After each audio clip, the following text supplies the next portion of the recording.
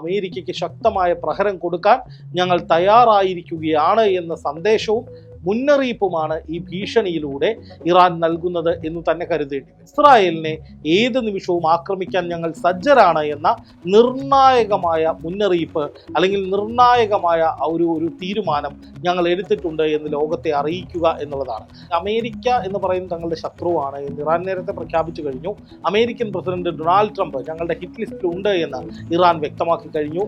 പ്രതികാരത്തിന് തന്നെയാണ് ഞങ്ങൾ പ്രാധാന്യം കൊടുക്കുന്നത് എന്ന് പലതവണ ഇറാൻ ആവർത്തിച്ചു പറഞ്ഞു കഴിഞ്ഞു. അമേരിക്കയെ പരിപൂർണമായി ഗൾഫ് മേഖലകളിൽ നിന്ന് എടുത്തെറിയുക, പിഴുതെറിയുക എന്ന ലക്ഷ്യത്തോടു കൂടിയുള്ളതാണ്. ഏതോ മിഡിൽ ഈസ്റ്റിലെ കാര്യങ്ങൾ ആകെ കുഴഞ്ഞു മറിയുകയാണ്. ഇപ്പോ അവിടുത്തെ ഇറാൻ പറഞ്ഞിരിക്കുന്ന ഒരു വാക്ക് ലോകം മൊത്തത്തിൽ ശ്രദ്ധിച്ചതിനെ വളരെ ശ്രദ്ധിച്ചുകൊണ്ട് തന്നെ നോക്കിക്കാണുകയാണ്. കാരണം വേറൊന്നുമല്ല, ഇറാൻ പറഞ്ഞിരിക്കുന്നത് അമേരിക്കയും ഇസ്രയേലും യുദ്ധം ചെയ്യട്ടെ, പക്ഷെ അവരെ സപ്പോർട്ട് ചെയ്ത് അല്ലെങ്കിൽ അവർക്കൊരു ഇടം കൊടുത്ത് ഏതെങ്കിലും രാജ്യം ഞങ്ങളുടെ അടുത്തോട്ട് വന്നു കഴിഞ്ഞാൽ ഞങ്ങൾ അവരെ പ്രധാന ശത്രുക്കളായിട്ട് കാണും എന്നുള്ളൊരു സ്റ്റേറ്റ്മെന്റ് അല്ലെങ്കിൽ ഒരു പ്രഖ്യാപനം നടത്തിയിരിക്കുകയാണ്. ഇത് ഇറാന്റെ മറ്റൊരു നീക്കമല്ലേ? ഇപ്പോൾ അമേരിക്ക മൊത്തത്തിൽ തകർന്നടിഞ്ഞിരിക്കുന്ന ഒരു അവസ്ഥയിലാണ് ഇറാൻ ഈ ഒരു പ്രഖ്യാപനം നടത്തുന്നത്. അങ്ങനെയാണെങ്കിൽ വീണ്ടും യുദ്ധം തുടങ്ങാനുള്ള സാധ്യതകളാണോ, അതോ ഒരു പക്ഷേ ഈ ഗൾഫ് രാജ്യങ്ങൾ ഇറാൻ പറയുന്നത് കേട്ട് ഇറാനൊപ്പം നിൽക്കാനുള്ള സാധ്യതയാണോ കാണുന്നത്? എന്താണ് സംഭവിക്കുന്നത്? രേഷ്മ, ഇത് ഇറാന്റെ കടുത്ത സമ്മർദ്ദത്തിന്റെ ഭാഗമായിട്ടുള്ള ഒരു നീക്കമാണ്. അതായത് ഏതെങ്കിലും തരത്തിൽ ഇനി തങ്ങളെ ചൊറിയാൻ വന്നാൽ അല്ലെങ്കിൽ എങ്ങനെയെങ്കിലും ഇനിയും അമേരിക്ക ഞങ്ങൾക്ക് നേരെ ഒരു ആക്രമണം നടത്താൻ തയ്യാറാകുന്നുണ്ടെങ്കിൽ ഒരു തരത്തിലും ഞങ്ങൾ ഒരു വിട്ടുവീഴ്ചയ്ക്കും തയ്യാറല്ല എന്ന് ഇറാൻ അസന്നിഗ്ധമായി പറയുന്നതാണ് നമ്മളിവിടെ കാണുന്നത്. അതായത് ഗൾഫ് രാജ്യങ്ങളോട് പറയുന്നു ഒരിക്കൽ കൂടി, ഇനി മേലാൽ ഞങ്ങളുടെ നേരെ ഏതെങ്കിലും തരത്തിലുള്ള പ്രകോപനവുമായി വരരുത്.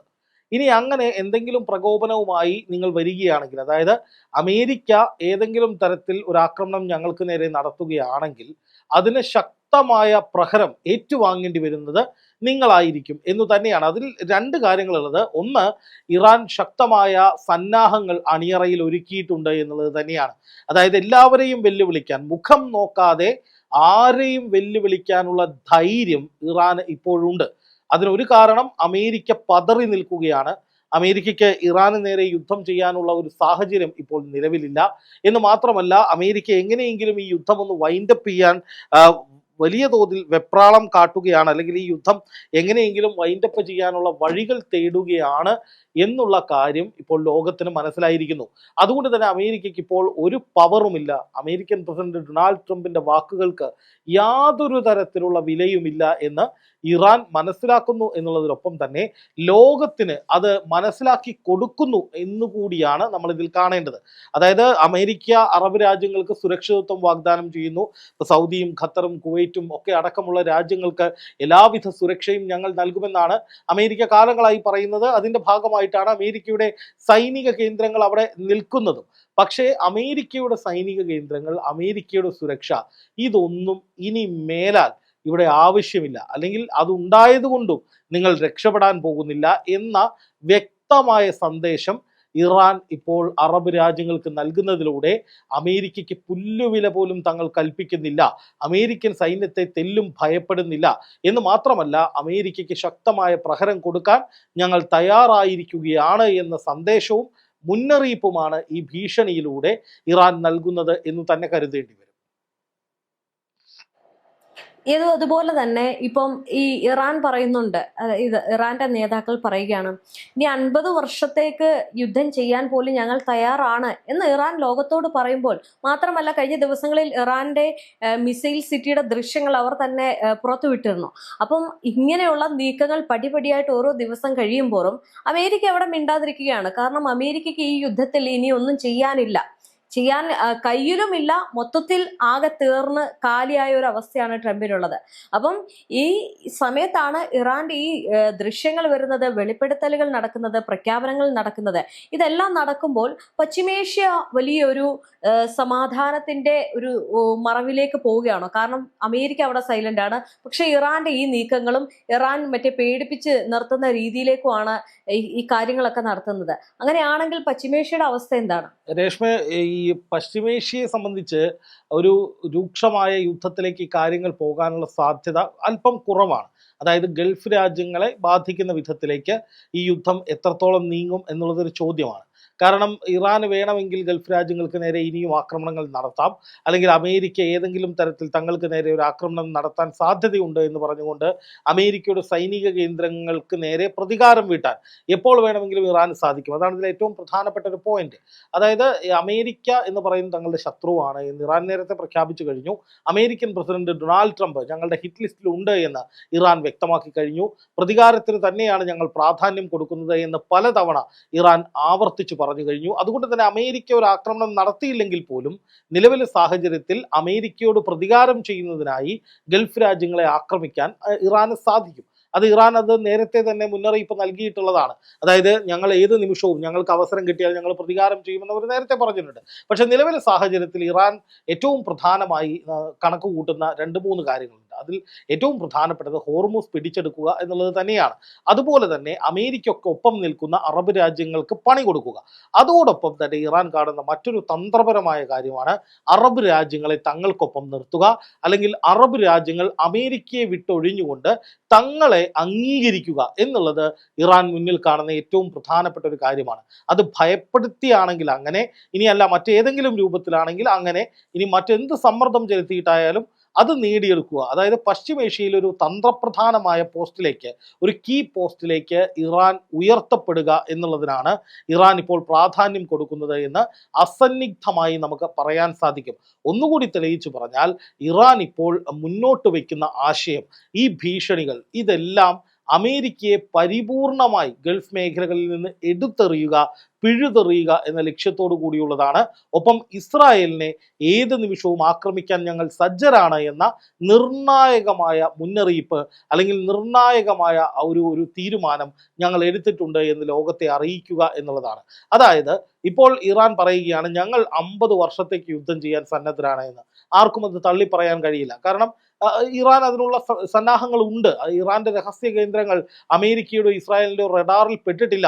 ഒരു തരത്തിലും ഇറാനെ കീഴ്പ്പെടുത്താൻ അമേരിക്കയ്ക്കും ഇസ്രായേലിനും കഴിയില്ല എന്നുള്ളത് ലോകം ഇപ്പോൾ തന്നെ തിരിച്ചറിഞ്ഞിരിക്കുകയാണ്. അതുകൊണ്ട് ഇറാൻ പറയുകയാണ് ഞങ്ങളുടെ കയ്യിൽ 50 വർഷത്തേക്കുള്ള ആയുധങ്ങൾ ഉണ്ട് എന്ന് പറഞ്ഞാൽ അത് അങ്ങനെയല്ല എന്ന് പറയാൻ ആർക്കും കഴിയില്ല. അത് അംഗീകരിക്കുകയേ നിർവാഹമുള്ളൂ. അതുകൊണ്ട് തന്നെ ഇറാൻ അത്തരം ക്ലെയിമുകൾ ഉയർത്തുന്നത്, അതായത് വലിയ തോതിലുള്ള ആയുധങ്ങൾ ഉൽപ്പാദിപ്പിക്കുന്നു എന്ന് ഇറാൻ പറയുന്നു, വലിയ തോതിലുള്ള ആയുധ ശേഖരങ്ങൾ തങ്ങളുടെ പക്കലുണ്ട് എന്ന് ഇറാൻ വ്യക്തമാക്കുന്നു. അതുപോലെ തന്നെ മിസൈൽ സിറ്റികൾ കൂടുതലായി തയ്യാറാക്കുന്നു. കൂടുതൽ മിസൈലുകളുടെ ചിത്രങ്ങളും ദൃശ്യങ്ങളും പുറത്തുവിടുന്നു. നോക്കണം, ഒരു വശത്ത് ട്രംപ് ഇറാൻ അവസാനിച്ചു, ഇറാന്റെ ആയുധശേഖരം തീർന്നു, ഇറാൻ ഇനി അധികകാലം മുന്നോട്ട് പോകില്ല എന്നൊക്കെ പറഞ്ഞിരിക്കുന്ന അതേ സമയത്ത് തന്നെയാണ് ഇറാൻ അവരുടെ കരുത്ത് ഓരോ ദിവസവും വെളിവാക്കുന്നത്. ഇപ്പൊ ഇന്ന് നടന്ന മറ്റൊരു സംഭവം, ഈ ഭൂഗർഭ അറകൾ ഞങ്ങൾ പൂർണ്ണമായും തകർത്തു എന്ന് ട്രംപ് പറയുന്ന അതേ സ്ഥലത്താണ് അതിന് ഒരു കുഴപ്പവുമില്ല, ഇനി 50 വർഷം ഞങ്ങൾ യുദ്ധം ചെയ്യാനുള്ള ഈ പറയുന്ന വ്യോമ പ്രതിരോധ സംവിധാനങ്ങൾ ഞങ്ങളുടെ പക്കലുണ്ട് എന്ന് ഇറാൻ പറയുന്നത്. അതോടൊപ്പം തന്നെ അവിടുത്തെ ദൃശ്യങ്ങളും പുറത്തുവിടുന്നത്. ഇതെല്ലാം വെച്ച് നോക്കുമ്പോൾ ഇറാന്റെ വലിയൊരു മേൽക്കൈ, ഇറാന്റെ ഒരു വലിയ വിജയം എന്ന് നമുക്കിതിനെ കണക്കാക്കണ്ടേ. കാരണം ഇത്രയും വലിയ ശക്തി എന്ന് പറയുന്ന രാജ്യത്തെ നിലംപരിശാക്കിയിരിക്കുകയാണ്. ഒരിക്കലും അതൊരു അമേരിക്കയ്ക്ക് അംഗീകരിക്കാവുന്ന ഒരു കാര്യം കൂടിയല്ല. കാരണം അമേരിക്കയ്ക്ക് അത് വലിയ നാണക്കേടാണ്. ആ നാണക്കേടിലാണ് ഇന്ന് ഇറാൻ അവരുടെ കരുത്തും പ്രതിരോധവും ഒക്കെ ലോകത്തിന് മുന്നിൽ വെളിപ്പെടുത്തുന്നത്. അപ്പോൾ ഇത് ഇറാന്റെ ഒരു വിജയമായിട്ട് തന്നെയല്ലേ കണക്കാക്കേണ്ടത്? തീർച്ചയായിട്ടും ഇത് ഇറാന്റെ യുദ്ധ വിജയം തന്നെയാണ്. ഇറാൻ നേരത്തെ തന്നെ യുദ്ധത്തിൽ വിജയിച്ചിരിക്കുകയാണ് എന്ന് ഒരിക്കൽ കൂടി പറയേണ്ടി വരും. കാരണം ഇപ്പോൾ അമേരിക്കയോടൊപ്പം ഏറ്റവും അധികം ഇറാന്റെ മിലീഷ്യകൾ ആക്രമിക്കാൻ വേണ്ടി മുന്നിൽ നിന്ന രാജ്യമായിരുന്നു സൗദി. പശ്ചിമേഷ്യയിൽ ഒരു രാജ്യം ഇറാന് വേണ്ടി, ഇസ്രായേൽ അല്ലാതെ ഒരു രാജ്യം ഇറാന് വേണ്ടിയല്ല, ഇറാനെതിരെ ഇസ്രായേൽ അല്ലാതെ മറ്റൊരു രാജ്യം അമേരിക്കയ്ക്കൊപ്പം ചേർന്നുകൊണ്ട് യുദ്ധം ചെയ്തിട്ടുണ്ടെങ്കിൽ സൗദിയാണ്. അത് ഈ കഴിഞ്ഞ ദിവസങ്ങളിൽ ഈ യുദ്ധത്തിന്റെ ഭാഗമായി നമ്മൾ കണ്ടു. അപ്പോൾ അവർ യുദ്ധം ചെയ്തത് ഇറാഖിലെ ഇറാൻ അനുകൂല മിലീഷ്യകൾക്ക് നേരെയായിരുന്നുവെങ്കിലും അത് തത്വത്തിൽ ഇറാന് നേരെയുള്ള ഒരു ആക്രമണം എന്ന നിലയിൽ തന്നെയാണ് കാണേണ്ടത്. എന്ന് മാത്രമല്ല, സൗദിയെ യുദ്ധത്തിൽ ഇറക്കിക്കൊണ്ട് പശ്ചിമേഷ്യയിൽ ഗൾഫ് രാജ്യങ്ങൾ തമ്മിൽ ഒരു സംഘർഷം ഉണ്ടാക്കുക, അല്ലെങ്കിൽ ഗൾഫ് രാജ്യങ്ങളെ കൂടി യുദ്ധത്തിലേക്ക് ഇറക്കുക, അതുവഴി കൂടുതൽ നേട്ടങ്ങൾ ഉണ്ടാക്കുക, അവരിൽ അതിൽ നിന്ന് പണം ഈടാക്കുക, അങ്ങനെ പല പല പല ലക്ഷ്യങ്ങളും ട്രംപിനുണ്ടായിരുന്നു. പക്ഷേ അത് തുടക്കത്തിൽ തന്നെ ഇറാൻ പൊളിച്ചു കളഞ്ഞത് ഹൂത്തികളെ മുൻനിർത്തിയായിരുന്നു. അതായത് സൗദി വലിയ ആക്രമണം ഇറാഖിലേക്ക് നടത്തിയതിന് പിന്നാലെ ഹൂത്തികൾ സൗദിയിലെ തുറമുഖമടക്കമുള്ള അല്ലെങ്കിൽ സൗദിയിലെ തന്ത്രപ്രധാനമായ പ്രദേശങ്ങൾ ലക്ഷ്യം വെച്ചുകൊണ്ട് പല ആക്രമണങ്ങളും നടത്തിയതായി റിപ്പോർട്ടുകൾ ഉണ്ടായിരുന്നു. എന്ന് മാത്രമല്ല, ഇന്ന് സൗദിയിലെ പ്രധാനപ്പെട്ട ഒരു തുറമുഖമുണ്ട്, യാംബു തുറമുഖം. അവിടുത്തെ അതിന് സമീപം ഉണ്ടായിരുന്ന ഒരു ഓയിൽ ടാങ്കർ കപ്പലിന് നേരെ ഒരു വലിയ ആക്രമണം നടത്തപ്പെട്ടിട്ടുണ്ട്. അത് ഹൂത്തികളാണ് നടത്തിയതെന്നാണ് പറയുന്നത്. യാംബു തുറമുഖത്തിന് 63 നോട്ടിക്കൽ മൈൽ അകലെയുള്ള ഒരു കപ്പലിന് നേരെയാണ് ആക്രമണം നടന്നത്. കപ്പൽ പൂർണ്ണമായി തകർന്നിട്ടില്ലെങ്കിലും അതിന്റെ പ്രധാനപ്പെട്ട ചില ഭാഗങ്ങൾക്ക് കേടുപാടുകൾ ഉണ്ടായിട്ടായത് വിവരങ്ങളുണ്ട്. അപ്പോൾ ഏതെങ്കിലും തരത്തിൽ അറബ് രാജ്യങ്ങൾ അമേരിക്കയോട് ചേർന്ന് നിൽക്കുകയോ അല്ലെങ്കിൽ ഇറാനുമായി ബന്ധപ്പെട്ട കേന്ദ്രങ്ങൾ ആക്രമിക്കുകയോ ഇറാനെ തകർക്കാൻ ശ്രമിക്കുകയോ ഒക്കെ ചെയ്താൽ ശക്തമായ തിരിച്ചടി കൊടുക്കുമെന്നാണ് വാക്കാലും പ്രവൃത്തിയാലും ഇറാൻ ഒരേ സമയം തെളിയിച്ചിരിക്കുന്നത്. അതിന്റെ മറ്റൊരർത്ഥം എന്ന് പറയുന്നത്, ഇനിയും ശക്തമായ ആക്രമണങ്ങൾ നടത്താൻ ഞങ്ങൾക്ക് ശേഷിയുണ്ട്, ഞങ്ങളുടെ കയ്യിൽ അതിനുള്ള ആയുധങ്ങളുണ്ട്, ഞങ്ങളത് നടത്തിക്കൊണ്ടിരിക്കുകയാണ്. അറബ് രാജ്യങ്ങളായാലും ഏത് രാജ്യങ്ങളായാലും ഞങ്ങൾക്ക് യാതൊരു മടിയും ഇതിലൊന്നും ഇല്ല എന്ന് ആവർത്തിച്ചു പറയുകയാണ് ഇപ്പോൾ ഇറാൻ ചെയ്തിരിക്കുന്നത്. ഇത് അമേരിക്കയുടെ സകല ക്ലെയിമുകൾക്കും അമേരിക്കയുടെ സകല സാധ്യതകൾക്കും അമേരിക്കയുടെ പല സ്വപ്നങ്ങൾക്കുമുള്ള കനത്ത താക്കീത് തന്നെയാണ്.